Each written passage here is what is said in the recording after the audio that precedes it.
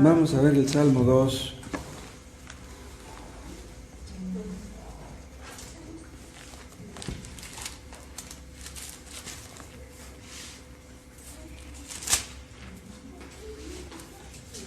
Vamos a leerlo todo.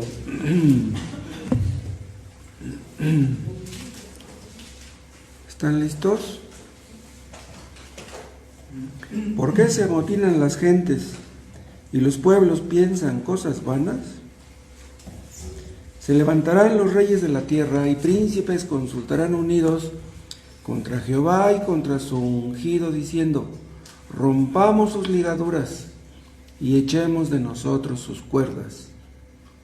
El que mora en los cielos se reirá, el Señor se burlará de ellos. Luego hablará a ellos en su furor y los turbará con su ira. Pero yo he puesto mi rey sobre Sión, mi santo monte. Yo publicaré el decreto. Jehová me ha dicho: mi hijo eres tú, yo te engendré hoy. Pídeme y te daré por herencia las naciones y como posesión tuya los confines de la tierra. Los quebrantarás con vara de hierro, como vasija de alfarero los desmenuzarás. Ahora pues, oh reyes, sed prudentes. Admitid amonestación, jueces de la tierra. Servid a Jehová con temor y alegraos con temblor. Honrad al Hijo para que no se enoje y perezcáis en el camino, pues se inflama de pronto su ira. Bienaventurados todos los que en Él confían. Nuestro Dios, siempre es un privilegio poder reunirnos para buscar tu rostro, para aprender de tu palabra, para orar juntos. Te agradecemos, Padre, esta oportunidad. Te pedimos que tu nombre sea glorificado en la exposición de tu palabra, que tu palabra haga lo que los hombres no pueden, que penetre, que tu Espíritu Santo haga, que penetre y haga una grande obra. Tú sabes lo que has de hacer con cada uno. Tú conoces nuestros corazones, tú nos hiciste, nada te es oculto. Te pedimos, Padre, que nos muestres tus caminos y que tú nos des tu gracia para andar en ellos. Te pedimos por los que están enfermos, Padre, ayúdales. Te pedimos por el hermano Jorge, que sigue con problemas. Por Ricardo, que se accidentó, te pedimos que le ayudes, que lo guardes de complicaciones. Y por los que ya van de salida te damos gracias, pero te seguimos pidiendo por ellos, por Cristian, por Panchito. Te pedimos, Padre, que los santifiques, hagas lo que hagas. Te pedimos por el hermano Tomás y por su esposa, que se van mañana a los Estados Unidos. Te pedimos que los libres del mal en el camino, de todo peligro, y que puedan llegar con bien hasta donde se dirigen, y tráelos con bien cuando regresen. En el nombre de Cristo. Amén. ¿Se acuerdan ustedes, hermanos, que Cristo dijo que seríamos aborrecidos por causa de su nombre? ¿Se acuerdan? Seríamos aborrecidos por ser cristianos. Nosotros diríamos que un cristiano es digno de alabanza. Pero, ¿qué ven las personas no cristianas? ¿Qué ven en los cristianos? Que los persiguen. Hay una parte donde Cristo dice: sin causa me aborrecieron, ¿se acuerdan? Y hay otra parte donde dice: si a mí me aborrecieron, también a ustedes los van a aborrecer. Si nos identificamos con Cristo, entonces vamos a recibir un trato parecido, digamos, al que le dieron a Él. Si el mundo se aborrece, dijo el Señor, sabed que antes me aborreció a mí. Y si a mí me han perseguido, también a vosotros os perseguirán.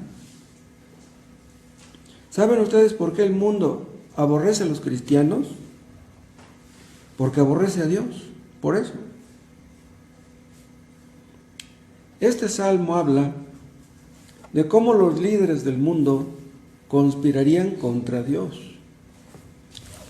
Es lo que dice el versículo 2. Se levantarán los reyes de la tierra Y en el versículo 1 habla de un motín.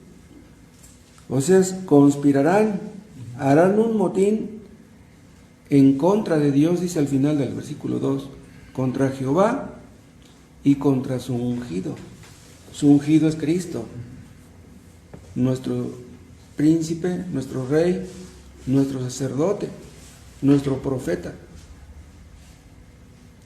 Los hombres de este mundo se confabulan en contra de Dios. Estas palabras fueron dichas más o menos unos 1000 años antes de Cristo, pero David veía futuro de lo que iba a suceder cuando el Mesías viniera a este mundo, de lo que empezaría a suceder desde que Cristo vino a este mundo. Entonces, en el versículo 1 habla de ese motín. Y a partir del versículo 4 habla de la reacción en los cielos ante ese motín. Y luego en el versículo 7, a partir del versículo 7, habla de un decreto que es emitido en el cielo como reacción ante la reacción de los que se amotinan. Y ya al final, en los últimos versículos, a partir del 10 hasta el final, habla de una advertencia a esos reyes, a todos los que se amotinan. Dios no quiere que acaben mal. Entonces vamos a ver un poco acerca de cada uno de estos puntos. En el motín pueden ver ustedes, todos en contra de Dios. Todos los reyes de la tierra se ponen en contra de Dios. Gracias. No hay ningún rey en este mundo que sea cristiano, ningún gobernador que sea cristiano, ningún presidente. Ellos hacen sus planes, pero Dios no entra en sus planes. Hablan de pluralismo, ¿sí? En ese pluralismo caben todos, los cristianos no. Dios no cabe en sus planes.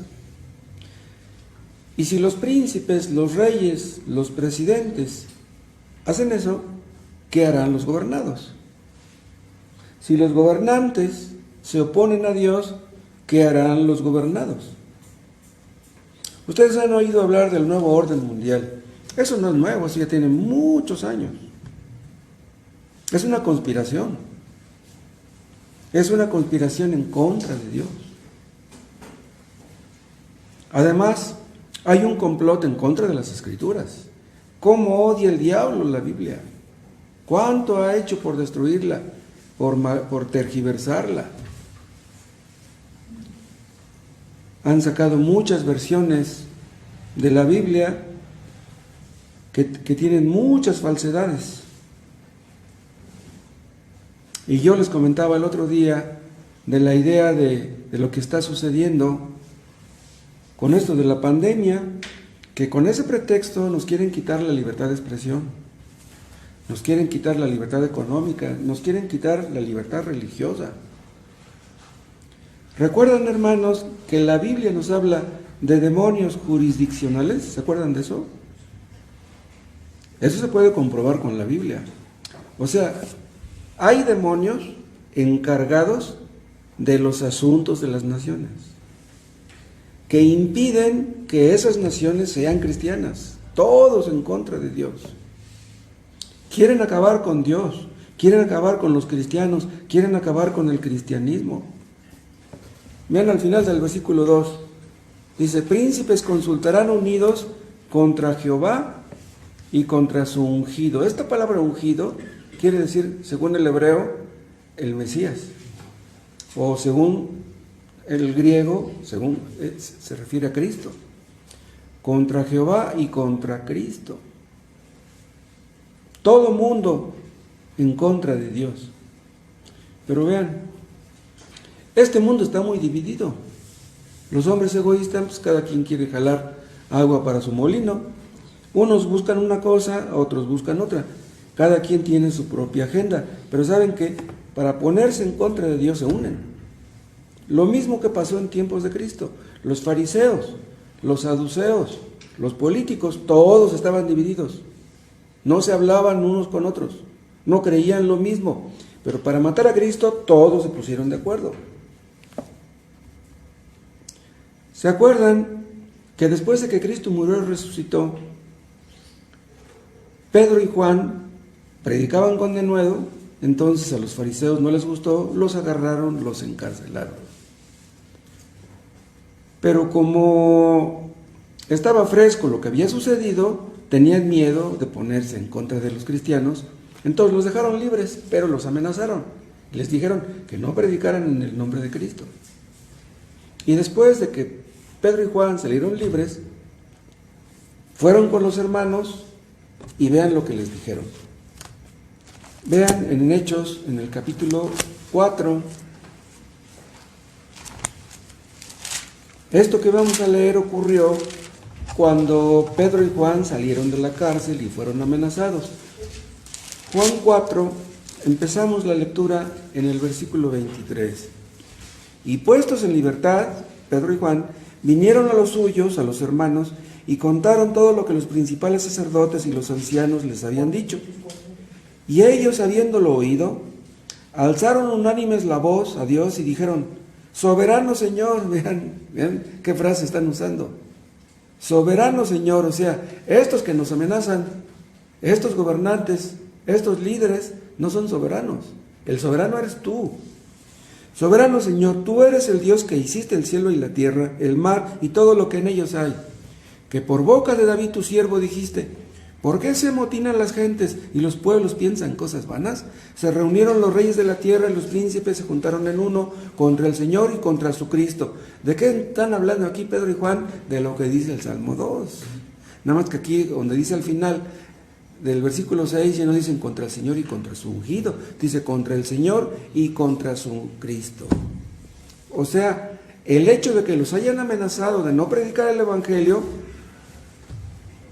lo están refiriendo en relación con esto que dice el Salmo 2. Lo están aplicando correctamente. Vean ustedes cómo podemos aplicar las enseñanzas del Antiguo Testamento en el Nuevo Testamento. Herodes y Pilatos no se hablaban, pero para matar a Cristo se unieron. Vean cómo dice el 27: porque verdaderamente se unieron en esta ciudad contra tu santo Hijo Jesús, a quien ungiste, Herodes y Poncio Pilatos, con los gentiles y el pueblo de Israel, para hacer cuanto tu mano y tu consejo habían antes determinado que sucediera. Mataron a Cristo, ¿por qué? Porque ellos quisieron, sí, pero lo mataron porque Dios quiso, y eso no es ninguna contradicción. Todas las ideologías convirtieron en ese tiempo contra Cristo. Y saben una cosa, así ha sido desde Cristo para acá. El marxismo, el comunismo, el socialismo, el neoliberalismo, los políticos, los intelectuales, los científicos, los deportistas famosos, los artistas más famosos, todos en contra de Dios. No quieren saber de Dios. Y por eso, vuelvan ustedes al Salmo 2, vean ustedes cómo David se asombra y dice en el versículo 1: ¿por qué se amotinan las gentes y los pueblos piensan cosas vanas? O sea, David dice, es absurdo que las criaturas se rebelen en contra de su Creador. ¿Por qué hacen eso? ¿Acaso piensan que le pueden ganar a Dios? Dice el rey David que es un plan absurdo. A Dios no le puedes ganar, ni lo intentes. Y acuérdense ustedes que en Apocalipsis pueden ustedes leer de la batalla de Armagedón. ¿Recuerdan qué es eso? En la batalla de Armagedón, todas las fuerzas anticristianas de este mundo pelearán otra vez con Dios, como diciendo, si ya lo matamos una vez, lo volvemos a matar, pero no podrán. ¿Qué ven de malo en Cristo? ¿Qué ven de malo en el cristianismo? ¿Qué ven de malo en los cristianos? Vean cómo dicen los que se amotinan en el versículo 3. Rompamos sus ligaduras y echemos de nosotros sus cuerdas. ¿Qué quiere decir esto? No queremos hacer lo que Él nos dice. No queremos obedecer a Dios. No queremos estar atados, queremos ser independientes. Ese es el problema de los ateos, de todos los que no quieren creer en Dios. Su problema no está en su cerebro, su problema está en su corazón. No quieren sujetarse a la autoridad de Dios. No quieren un Dios soberano. Ellos quieren ser pequeños soberanos. Los inconversos, los ateos, los paganos, ven a Dios como que les quita su libertad. ¿Piensan ellos que el cristianismo nos esclaviza? ¿Ustedes creen eso? Los ateos no quieren el yugo de Dios. Y ese es el problema de todos los ateos, de todos los inconversos.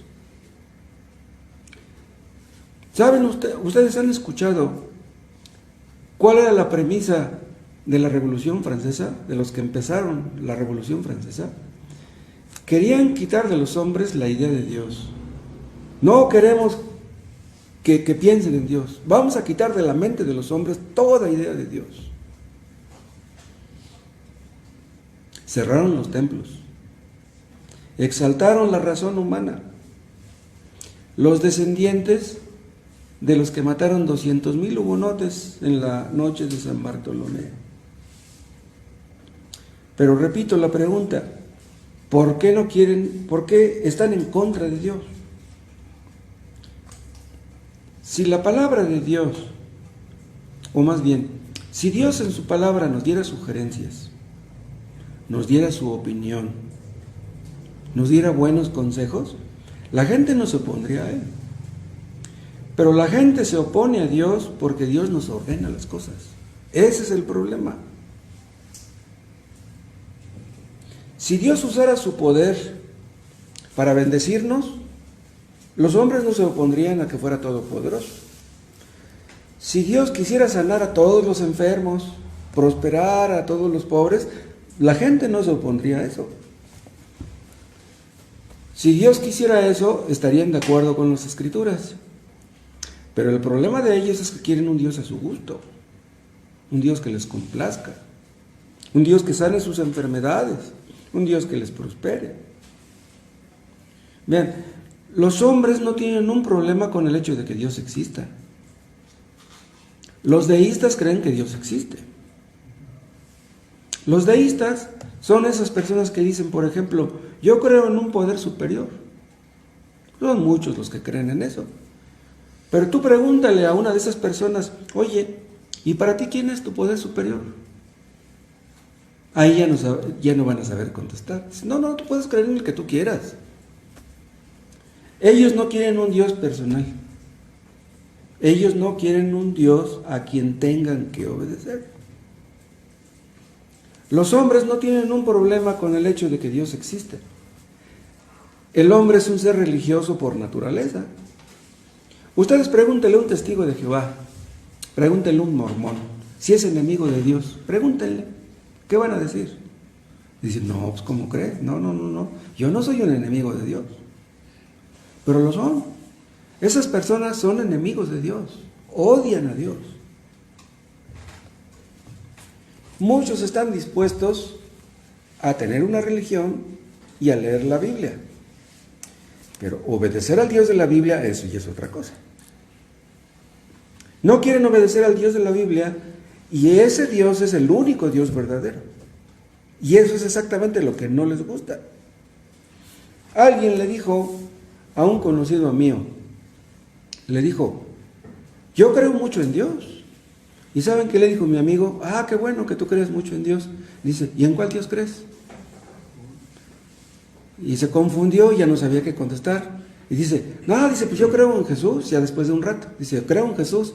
Y le dice, ¿tú lees la Biblia? Dice, no. Le digo, dice, ¿tú conoces lo que Cristo dijo? Dice, no, pues no. Dice, entonces, ¿cómo crees en Jesús?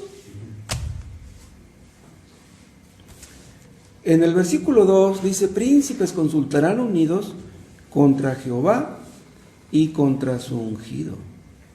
Vean, aquí no está hablando de una idea abstracta, ¿sí? Está hablando de Jehová. ¿Quién es Jehová? El eterno, el autoexistente, el autosuficiente, el que es y el que era y el que ha de venir. Ese Dios es el que se ha revelado en las Escrituras. Es el Dios al que hemos ofendido, es el Dios que nos hizo y es el Dios que nos va a juzgar. Y eso no lo quieren reconocer, no lo quieren aceptarlo. Este Dios nos dice que solamente por medio de la persona y la obra de Cristo podemos ser salvos. Los deístas no quieren aceptar eso. No, ustedes son muy exclusivistas. Pero aquí David está hablando de un Dios que es Dios por derecho. Es un Dios que no ha renunciado a su derecho de ser Dios. Es un Dios que tiene autoridad sobre todos nosotros, pero no en teoría. Tiene autoridad y la ejerce. Este Dios, Jehová, demanda la obediencia de todas sus criaturas. ¿Entienden ustedes por qué muchos no son salvos? Simplemente por eso, porque no quieren obedecer. Y es por eso que los hombres se ponen en su contra. Entonces, si los reyes, los gobernantes, los presidentes promueven el ateísmo, pues los hombres encantados. Si los líderes andan mal, ¿cómo andará el pueblo? ¿Recuerdan ustedes de lo que Cristo habla en la parábola de las 10 minas? Un hombre noble, dice, llamó a sus siervos y les dio sus monedas. Y les dijo, negociad entre tanto que vengo. Entonces el hombre noble se va, les deja las monedas para que las inviertan y produzcan fruto. ¿Pero qué creen? Que esos conciudadanos le aborrecían y le mandaron una embajada antes de que regresara y le dijeron, no queremos que este reine sobre nosotros. No queremos obedecerle. Vean, querían las minas, querían las monedas, pero al que les dio las monedas no lo querían. Y así es el hombre. Quiere bendiciones, quiere dinero, quiere prosperidad, quiere comodidades, pero no quiere obedecer a Dios. Ese es el verdadero problema. El problema de los ateos es que no quieren hacer la voluntad de nadie, ni la de Dios tampoco. ¿Qué es lo que dicen los que se amotinan? Rompamos sus ligaduras y echemos de nosotros sus cuerdas. Queremos ser libres. Exactamente lo que Satanás le propuso a Adán y a Eva. ¿Qué les dijo? Ustedes no tienen por qué obedecer a nadie. Ustedes pueden ser independientes. Ustedes pueden ser como Dios. ¿Qué tienen que estarse sujetando a alguien? Y Adán y Eva le hicieron caso. Y vean en qué dilema nos metieron a todos. Satanás les propuso a Adán y Eva que echaran de sí la autoridad de Dios. Y eso es lo que los descendientes de Adán y Eva buscan, ser independientes de Dios. Eso es lo que el hombre por naturaleza desea. Y saben una cosa, esa es la madre de todas las mentiras. Eso es falso. ¿Saben qué tendría que hacer el hombre para poder ser independiente? Tendría que matar a Dios. Tendrían que matarlo. Tendrían que quitar de su trono al soberano. El hombre quiere ser su propio Dios. No quiere ningún Dios por encima de él. Pero ¿cómo le haría? Ahora ven ustedes la reacción ante esta necedad. ¿Qué dice el versículo 4? El que mora en los cielos se reirá. Dios se preocupa de que los hombres no quieran obedecerle. Dice, el Señor se burlará de ellos. Dios está al tanto de los que conspiran contra Él. Dios estaba viendo a los chinos y a los gringos cuando estaban preparando el SARS-CoV-2. Dios ya sabía todo eso. Los masones hacen sus reuniones cada mes. Y todo lo que dicen los masones lo está viendo, lo está escuchando Dios. ¿Y qué es lo que Dios hace? Se ríe de ellos. Pero ¿cómo está eso de que Dios se ríe? ¿Qué acaso Dios tiene en poco lo que hacen esas personas? ¿Qué no sabe el gran daño que van a ocasionar? Sí, sí lo sabe, pero esta risa de la que habla aquí no es una risa de satisfacción. Es una risa que es el preludio de su ira. Porque vean, dice en el 5, luego hablará a ellos en su furor y los turbará con su ira. Furor es más que ira. A Dios no le causa gracia lo que hacen los que se confabulan contra Él. A Dios no le gusta que tantos mueran por la pandemia. Pobre gente que muere sin Cristo. Tampoco le gusta que los mismos amotinados vayan a acabar mal. Porque vean cómo dice en el 10, ahora pues, oh reyes, sed prudentes. Admitida amonestación, jueces de la tierra. Vean, no solamente a los presidentes, a los jueces, a los magistrados, los que tienen autoridad en este mundo. ¿Por qué les da esta advertencia?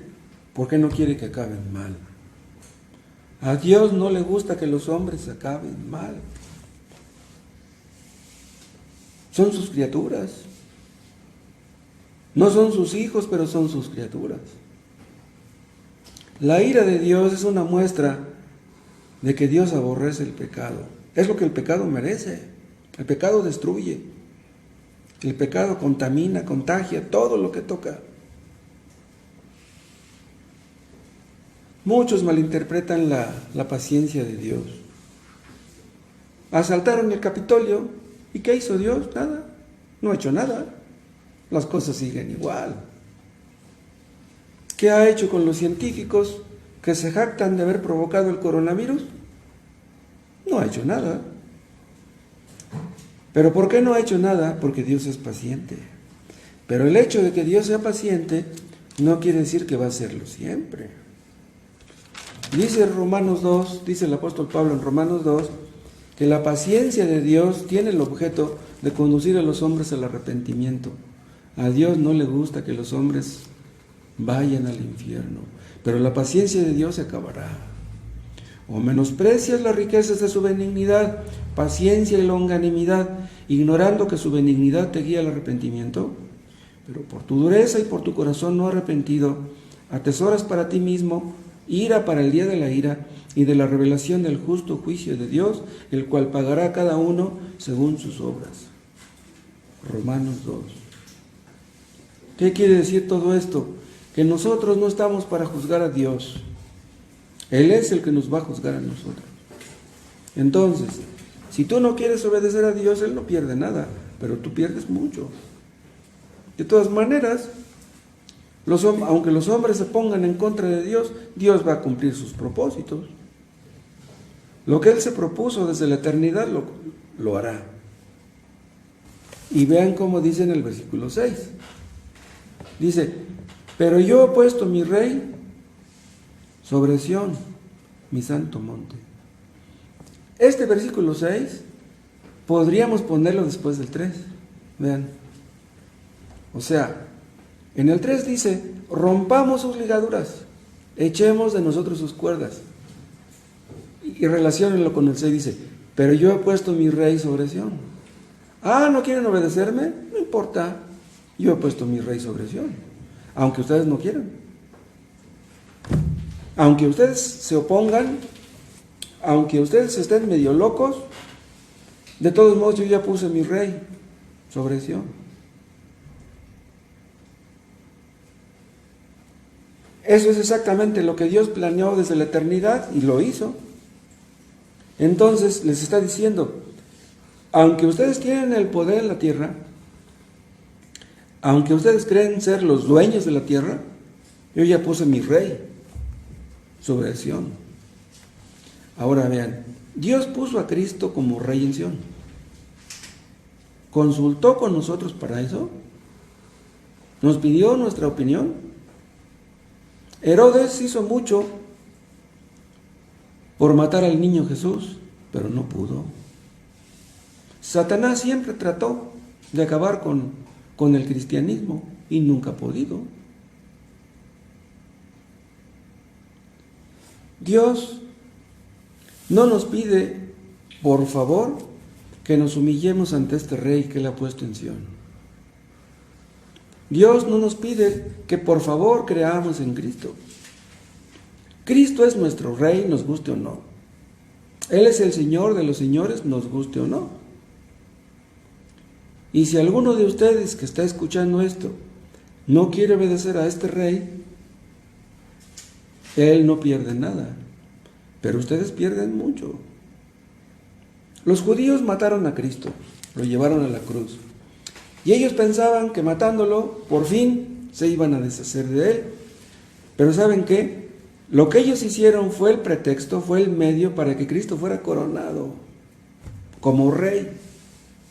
Lo que ellos trataban de impedir, no querían que Cristo reinara. Se opusieron a Pilato, que puso un letrero ahí que decía Jesús Nazareno, Rey de los judíos. No, este no es nuestro Rey, no lo querían como Rey. Pero el hecho de que lo mataron, ese fue el conducto para su coronación. Cooperaron para que fuera Cristo coronado. Vean ustedes qué locura, qué necedad la del pecado. Los que mataron a Cristo no sabían para quién trabajaban. Satanás y los demonios no sabían para quién trabajaban. Vuelvan a Hechos, vean el capítulo 4.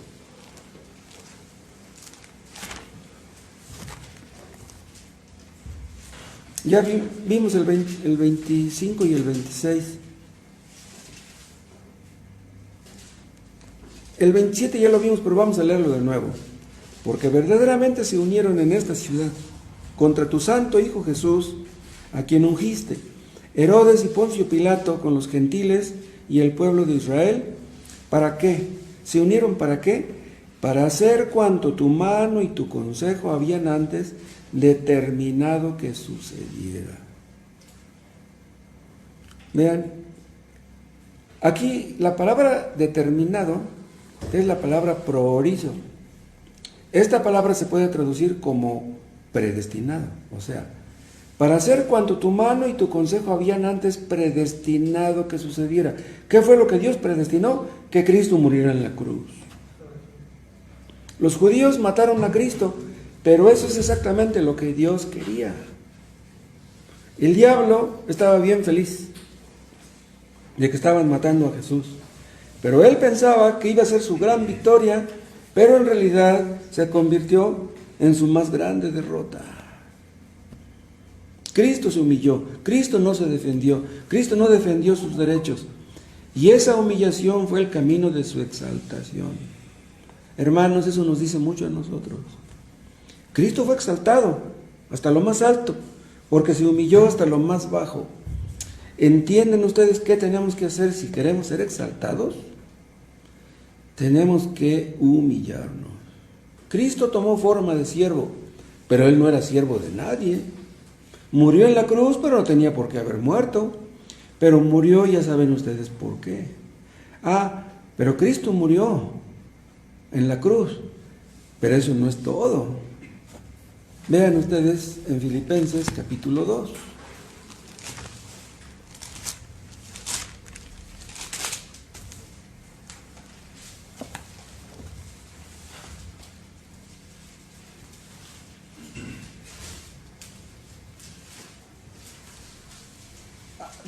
Filipenses 2:5. Haya pues en vosotros este sentir que hubo también en Cristo Jesús. Está hablando de la humillación de Cristo, el cual siendo en forma de Dios, no estimó el ser igual a Dios como cosa a que aferrarse, sino que se despojó a sí mismo. Vean, no lo despojaron, se despojó a sí mismo, tomando forma de siervo, hecho semejante a los hombres.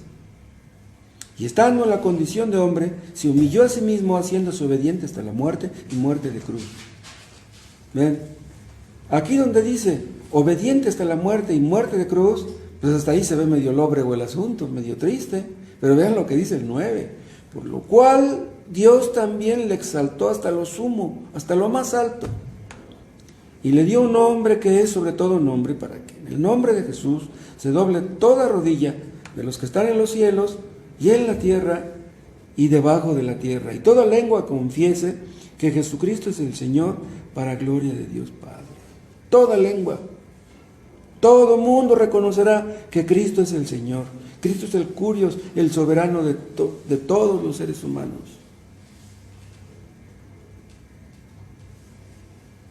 Los hombres que no quieren someterse a este rey, que no quieren reconocerle como tal, y mueran así, pobres de ellos. Ahora vociferan, como dice un salmo, vociferan en medio de tus asambleas, vociferan en el Capitolio, vociferan en las universidades, en la prensa, en el Twitter, en lo oculto, en la ONU, en el nuevo orden mundial. Pero Dios está llevando a cabo su plan soberano, porque Cristo reina. El Padre ha decretado, vuelvan al Salmo 2, que Cristo reine por siempre. Dice el 6, pero yo he puesto mi rey sobre Sión, mi santo monte. Aquí parece como si Jehová mismo reconociera a Cristo como su rey. Vean cómo dice, yo he puesto a mi rey. Como si el Padre reconociera al Hijo como su rey. ¡Wow! ¿Cómo pueden ustedes entender esto? ¿Se acuerdan ustedes que cuando resucitó, se le apareció a sus discípulos y antes de darles la gran comisión les dijo, toda potestad me es dada en los cielos y en la tierra? Entonces, ¿quién está ahora en el trono del universo? Es Cristo. Toda potestad, toda autoridad, y los que se burlan y los que se oponen, nada ganan.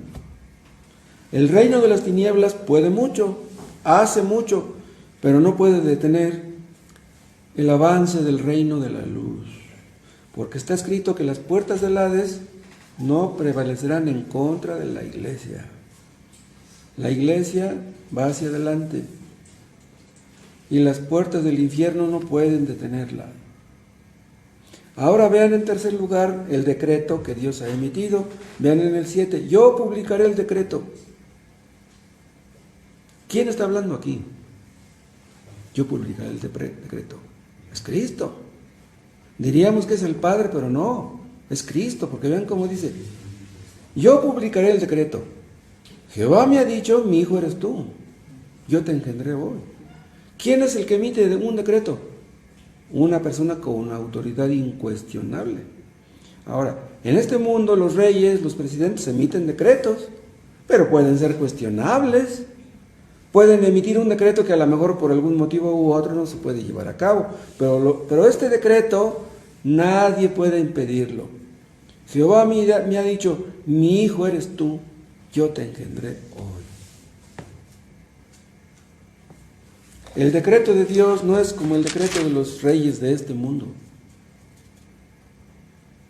Pero lo que está diciendo aquí el Hijo es conforme a lo que dice el Padre. Porque quien lo sentó en el trono es el Padre. Ahora vean otra vez el versículo 7 al final, lo que le dice Jehová al Hijo, yo te engendré hoy. Este versículo, estas palabras, yo te engendré hoy, son usadas por los testigos de Jehová para hacernos creer que Cristo fue creado. Un padre se junta con la madre y engendran un hijo. Entonces dicen, el Padre creó al Hijo. Pero nosotros entendemos que Cristo es eterno. Entonces, ¿cómo es que Cristo fue engendrado? Además, hay otra parte donde a Cristo se le llama el unigénito. El unigénito quiere decir el único. El único con mayúscula. Nosotros somos hijos de Dios por adopción. No lo éramos, ahora ya lo somos por adopción. Pero Cristo, entonces, ¿llegó a ser hijo? No, Él es la segunda persona de la Trinidad desde la eternidad. Dios es eterno, Cristo es eterno, el Espíritu Santo es eterno.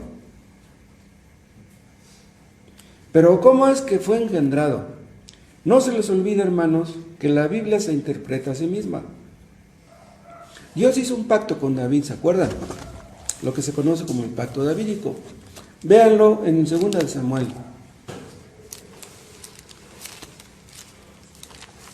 Capítulo 7.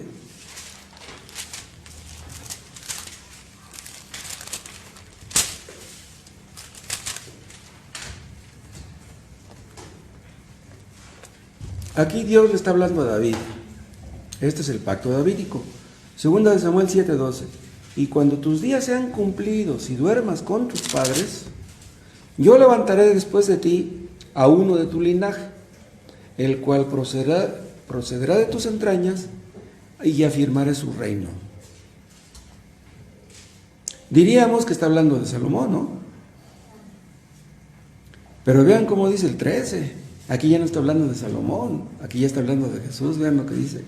Él edificará casa a mi nombre, y yo afirmaré para siempre el trono de su reino. Aquí está hablando del Mesías. Eso está claro. O sea, el trono de Cristo sería para siempre. ¿Quién lo afirmaría? El Padre, dice. Y dice, Él edificará casa a mi nombre. Exactamente lo que Cristo vino a hacer. A edificarle una casa espiritual en donde todos los creyentes somos piedras vivas, dice el apóstol Pedro en cierta parte. Recuerden ustedes, Cristo es la simiente de Abraham, pero luego es la simiente de David. Cristo es el hijo de David. Entonces, como hijo de David, como descendiente de David, es que él sería el rey que vendría a reinar. Cuando Cristo aparece en escena, dice, el reino de los cielos se ha acercado, yo soy ese rey, aunque no lo haya dicho. Cristo fue puesto como rey sobre Sión. Sión es el monte donde está Jerusalén, y Sión también es un tipo de la iglesia. Entonces podríamos decir que aquí la palabra Sión se puede aplicar de las dos formas. Cristo está puesto como rey sobre Sión porque ahí lo mataron y ahí fue entronizado a partir de ahí, y porque está sobre su iglesia.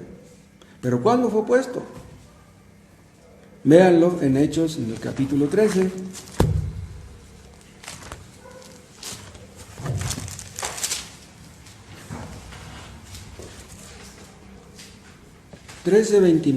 Hechos 13:29. Y habiendo cumplido todas las cosas que de él estaban escritas, quitándolo del madero lo pusieron en el sepulcro, mas Dios le levantó de los muertos. Y él se apareció durante muchos días a los que habían subido juntamente con él de Galilea a Jerusalén, los cuales ahora son sus testigos ante el pueblo. Y nosotros también os anunciamos el evangelio de aquella promesa hecha a nuestros padres. Eso lo conocían los antepasados, la cual Dios ha cumplido a los hijos de ellos, dice, a nosotros.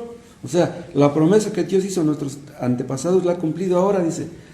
¿Pero cómo la cumplió? Dice, resucitando a Jesús. ¿Entienden ustedes cómo los patriarcas del Antiguo Testamento entendían que Cristo vendría, que moriría y que resucitaría? Eso lo entendió David cuando Dios le detuvo la mano para que no matara al hijo. Dice, no, mejor mátalo a aquel.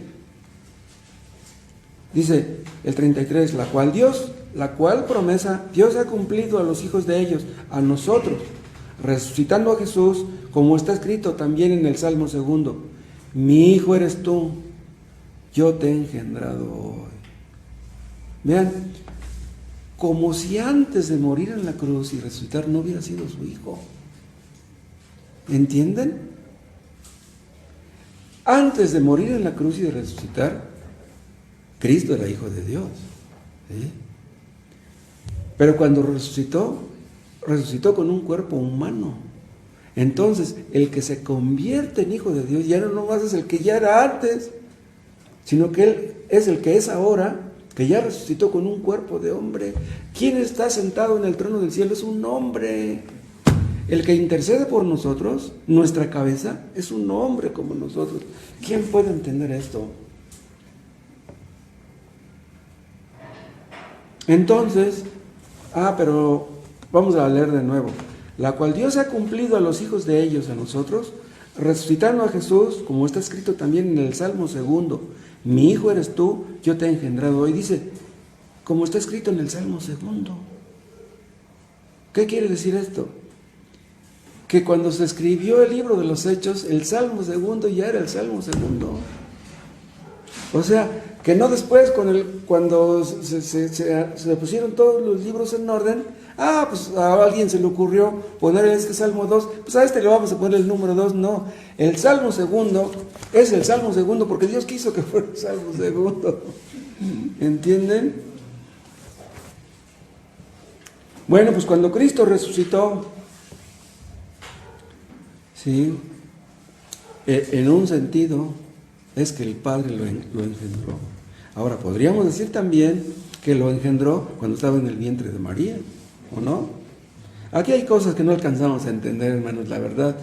Hay cosas que no podemos asegurar al 100. Podemos más o menos imaginarnos cosas, pero cuando Cristo resucitó, recibió toda potestad en los cielos y en la tierra. Cuando Cristo resucitó, venció a los grandes enemigos. ¿Quiénes?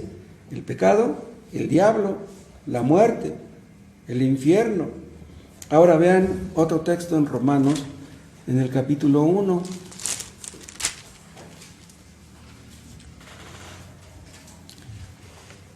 Romanos 1:1. Pablo, siervo de Jesucristo, llamado a ser apóstol, apartado para el Evangelio de Dios, que él había prometido antes por sus profetas en las Santas Escrituras acerca de su Hijo, nuestro Señor Jesucristo, que era del linaje de David, vean, según la carne. Pero vean, relaciona lo que dice el 3 con lo que dice el 4. Que fue declarado Hijo de Dios con poder, vean. Fue declarado Hijo de Dios con poder. ¿Cuándo? ¿Cuándo fue Cristo declarado Hijo de Dios con poder? Sigan leyendo. Según el Espíritu de Santidad, por la resurrección de entre los muertos. Ahora vean, aquí no dice que fue hecho Hijo de Dios. No, fue declarado Hijo de Dios. No es lo mismo ser hecho que ser declarado. Ahora, ¿ante quién fue declarado? Ante el universo. Ese que resucitó es mi Hijo. ¿Qué clase de poder se necesitaba para resucitar a Cristo? Entonces, la resurrección fue el vehículo a través del cual Cristo fue declarado Hijo de Dios con poder. O sea, no estoy diciendo que la resurrección hizo que Cristo se convirtiera en Hijo de Dios, no, ya lo era. Pero ¿qué hizo la resurrección? Que Cristo fuera declarado Hijo de Dios, de modo que todos lo supiéramos, que lo sepan todos los demonios, todos los hombres habidos y por haber, que todo el mundo sepa que Cristo es el Rey que yo he puesto sobre el monte Sión. Y es por eso que nos da a nosotros la gran comisión. Es por eso que tenemos que ir por todo el mundo predicando el Evangelio. Vuelvan al Salmo 2. Ya leímos el 7, ¿no? Yo te engendré hoy. Ahora vean el 8. Pídeme y te daré por herencia las naciones. ¿Quién habla? ¿Quién dice pídeme? Es el Padre. ¿Cómo recibirá Cristo la herencia de las naciones? Pidiéndola. Nosotros predicamos el Evangelio y si las almas se salvan, ¿saben ustedes por qué se salvan? Porque Cristo quiere que se salven. Porque Cristo pide que se salven. ¿Entienden ustedes por qué debemos predicar el Evangelio? Porque hay personas a nuestro alrededor que son escogidas. Tenemos que creer que en esa hay muchas personas que son escogidas que no han venido al conocimiento de Dios. Tenemos que hablarles. Y en el momento que Cristo obre con su poder en ellos, esas personas llegan a ser salvas. Entonces, hay dos medios que Dios usa para la salvación de los pecadores. Uno, la predicación, y otro, la oración. Por eso dice aquí Dios, pídeme. Hermanos, si queremos que la gente se salve, debemos pedir a Dios que se salve. Si nosotros no queremos que las almas se salven, ¿cómo se van a salvar? Dios pone en nosotros, Cristo pone en nosotros por su Espíritu, ese deseo de que las almas se salven. Si ustedes tienen un deseo por la salvación de una persona y ruegan a Dios, Señor, salva a esta persona y sálvala. Vamos a decirlo de esta manera, va a decir Dios, pues para que no me esté molestando si ya la voy a salvar. ¿Que no va a decir eso? No, a Dios le gusta que le estemos pidiendo. Pero cuando nosotros tenemos un sincero y fuerte deseo por la salvación de una persona, es que Dios quiere salvar a esa persona. Ha puesto en nosotros ese deseo. Vean en Juan, en el capítulo 17.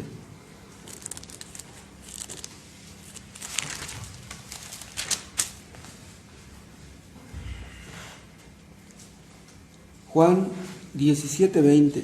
Vean, aquí está la oración sacerdotal de nuestro sumo sacerdote. Dice en el 20: mas no ruego solamente por estos, o sea, por los creyentes primitivos, sino también por los que han de creer en mí, por la palabra de ellos. Vean, Cristo está orando por todos los que creerían a través de la historia.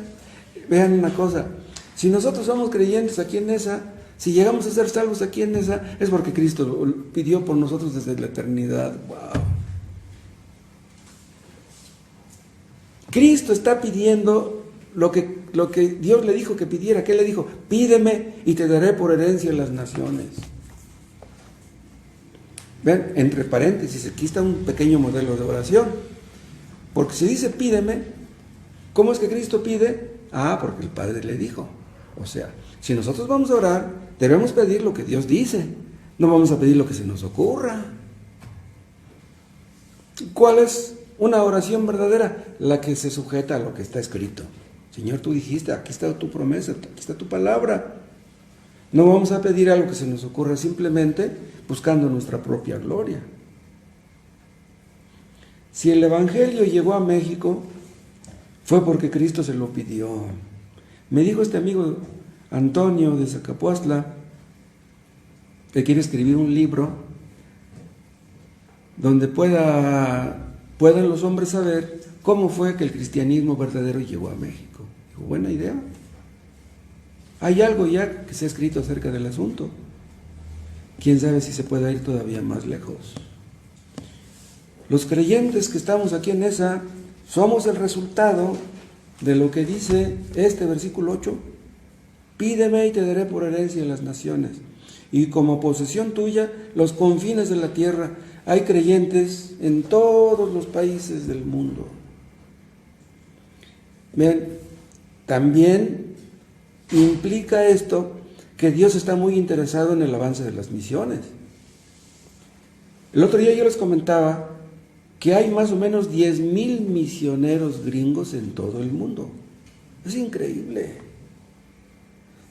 ¿Pueden ustedes creer que haya 10,000 misioneros gringos en todo el mundo y no haya ningún mexicano? ¿No haya ningún mexicano en África? ¿Pueden ustedes creer eso? ¿Entienden ustedes por qué Dios bendijo tanto a Estados Unidos? Cristo está interesado en el avance de las misiones.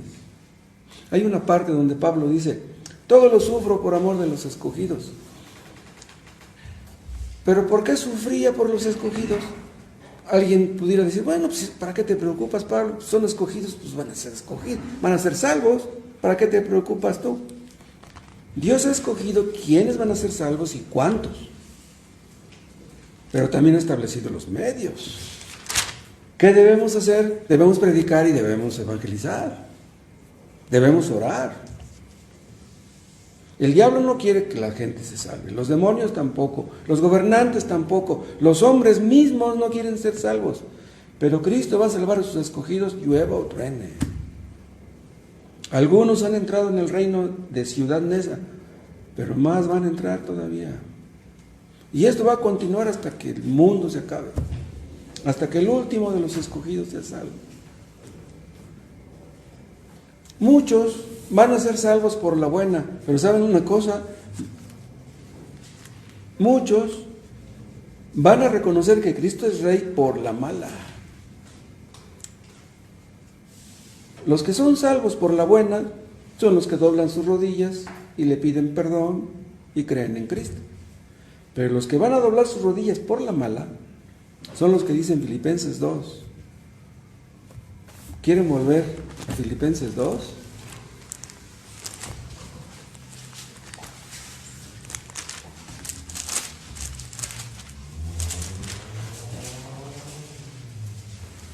(2:10). Ya vimos el 9 donde dice que Dios le exaltó hasta lo sumo, pero ahora vean el 10. Filipenses 2:10, para que en el nombre de Jesús se doble toda rodilla de los que están en los cielos y en la tierra y debajo de la tierra. ¿De quién habla? De los hombres y de los demonios. Todos doblarán su rodilla. Los que no quieren doblar su rodilla ahora por la buena, la doblarán por la mala. Todos los que se burlan de los cristianos, los que se burlan de Dios, los que se burlan de la palabra de Dios, un día verán con espanto el destino que les espera. Pobres. No quieren servir a Dios ahora, quieren ser independientes, quieren ser libres. No queremos que nos hablen de Dios. No quieren servir a Dios, pero están sirviendo al diablo. Muchos piensan que los cristianos somos reprimidos, amargados, infelices, pobres. No saben. Nada hay más grandioso en este mundo que vivir para Cristo. Sí, los cristianos llevamos un yugo. Cristo lo dijo. Pero mi yugo es fácil y ligera mi carga, dijo. El yugo de Cristo no es como el yugo del diablo. Si tú tienes el yugo del diablo, Él te va a pagar muy mal. Vas a sufrir terribles consecuencias. Pero ven a Cristo. Y cuando tú lleves su yugo, entenderás que Él te ayuda a cargarlo. Él llevará la parte más pesada. Cristo paga bien, pero el enemigo paga mal. ¿Qué es lo que nos pide? Que nos humillemos ante este Rey. Cristo se humilló. ¿Quiénes somos nosotros para no hacerlo? Cristo es el único que tenía derechos y no los defendió. ¿Nosotros tenemos derechos? ¿Derechos de qué? Delante de un Dios tan grande como el nuestro, nadie tiene derechos. Y saben otra cosa, sin humillación no hay descanso para el alma, ni aquí, ni mucho menos allá. Terminamos con lo que dicen los versículos 10, del 9 al 12. Los quebrantarás con vara de hierro, como vasija de alfarero los desmenuzarás a todos los que se oponen. Dice, ahora pues, oh reyes, sed prudentes. Admitid amonestación, jueces de la tierra. Servid a Jehová con temor y alegraos con temblor. Honrad al Hijo para que no se enoje y perezcáis en el camino, pues se inflama de pronto su ira. Bienaventurados todos los que en Él confían. Nada ganas con oponerte a Dios. Si te pones en contra de Dios, no puedes ganarle. Mejor te pedimos otra vez que dobles tus rodillas ante este Rey Jesús, antes que sea demasiado tarde. Todos los que mueren sin obedecer a Cristo van a ver con espanto las consecuencias de su locura. ¿Cuántos han muerto por el COVID en estos meses últimos que no quisieron obedecer a Dios? El pecado es una locura.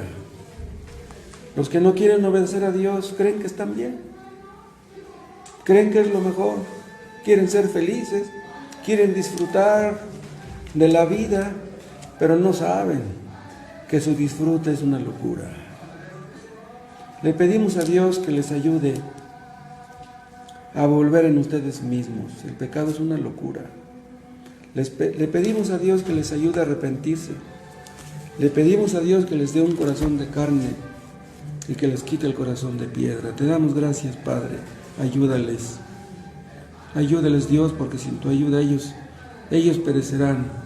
¿Cuántas personas hay enfermas? ¿Cuántas personas hay contagiadas en este momento que no creen en ti?